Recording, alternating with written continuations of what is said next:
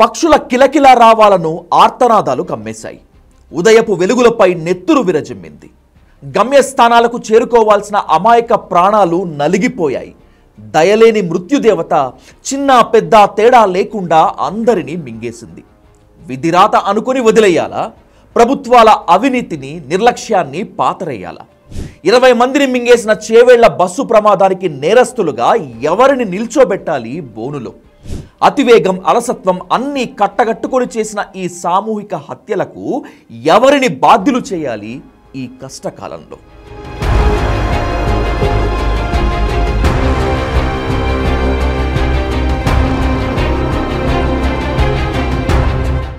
కంకరలో కూరుకుపోయి ఊపిరాడక కొందరు, టిప్పర్ ఢీ కొట్టడంతో ఆర్టీసీ బస్సు ముక్కలు చెక్కలైపోవటం వల్ల మరికొందరు, సకాలంలో చికిత్స అందక ఇంకొందరు, మొత్తంగా 20 మంది మరణించారు.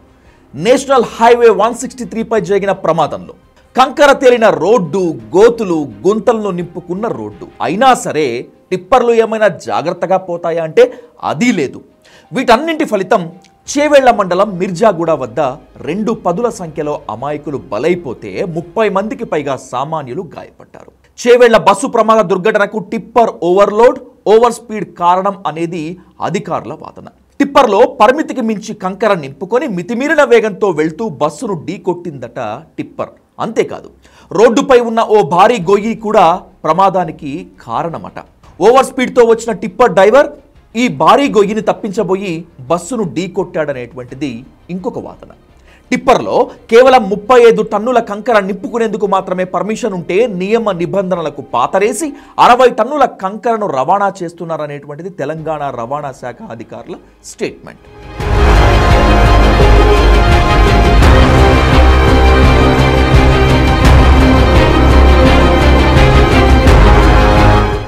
చేతులు కాలాక ఆకులు పట్టుకున్నట్లు వ్యవహరించే అధికార గణం, ప్రభుత్వాలు ఇలా తప్పించుకోక ఇంకెలా వ్యవహరిస్తాయి చెప్పండి?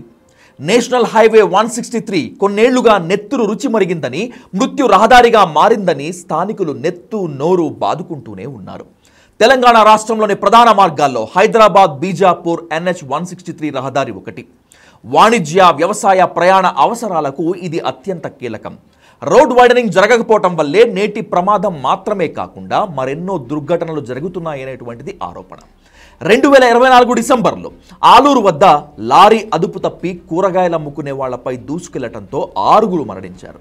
ఇంకెన్నాళ్ళు ఈ నిర్లక్ష్యం అంటూ అప్పుడు స్థానికులు నడి రోడ్డుపై బైఠాయించి రహదారి విస్తరణ కోసం పట్టుబట్టారు.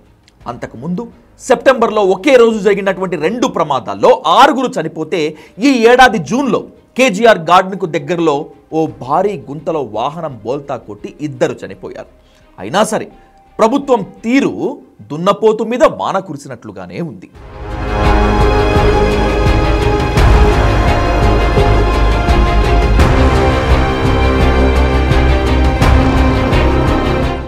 2015-16లోనే నేషనల్ హైవే కింద నిర్మాణం చేసిన రోడ్డు అనేక కారణాల వల్ల ఆ రోడ్డు నిర్మాణం కాలేదు. అనేక సార్లు యాక్సిడెంట్స్ అయ్యి అనేక మంది చనిపోయినారు. ఇవాళ ఉదయమే ఆర్టీసీ బస్సు కంకర టిప్పర్ గుద్దుకొని 19 మంది చనిపోవడం అత్యంత బాధాకరమైంది. అందరినీ కూడా కలిచివేస్తున్నటువంటి సంఘటన ఇది. ఇవాళ కేసులేసి ఆపొచ్చు, లేకపోతే ఇతరత్ర నెగ్లిజెన్స్ వల్ల ఆపొచ్చు. ఇలాంటి వాటికి బలవుతున్నది సామాన్య ప్రజలనే విషయం మనం మర్చిపోవద్దు. ఇప్పటికైనా ప్రభుత్వం కళ్ళు తెరిచి కేవలం ప్రజల దగ్గర ట్యాక్సులు వసూలు చేసే దాని మీద దృష్టి పెట్టడమే కాకుండా ఎక్కడెక్కడైతే యాక్సిడెంట్స్ అవుతున్నాయో, ఎక్కడెక్కడైతే రిపీటెడ్ గా ప్రమాదాలు జరుగుతున్నాయో వీటిని నివారించాల్సిన బాధ్యత కూడా ఉందని చెప్పి మనం చేస్తా ఉన్నాం. ఈ నిత్య మారణ హోమానికి కారణాలు తెలియవా అంటే ఎందుకు తెలియవు?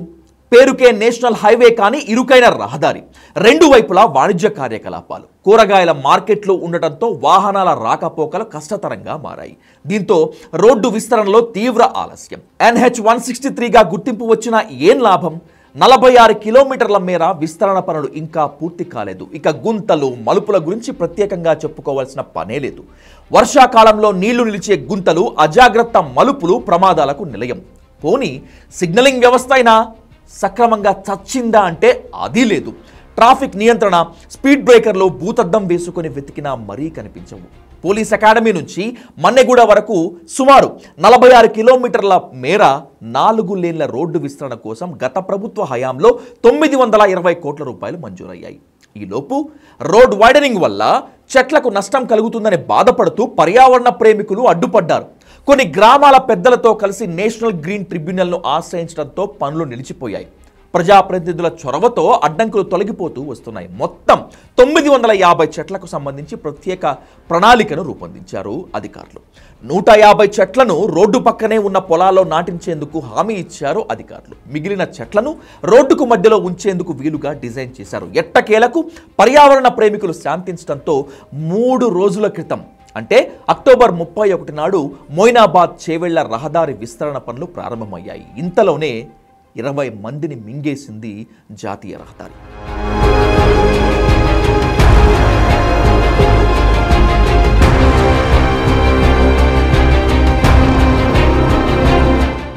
మంత్రులు ప్రతిపక్ష నేతలు పోటాపోటీ పర్యటనలు చేశారు. ఒకరిపై ఒకరు దుమ్మెత్తి పోసుకున్నారు. నష్టపరిహారం ప్రకటించి చేతులు దులుపుకున్నారు. టిప్పర్ డ్రైవర్పై కేసు నమోదు చేశారు.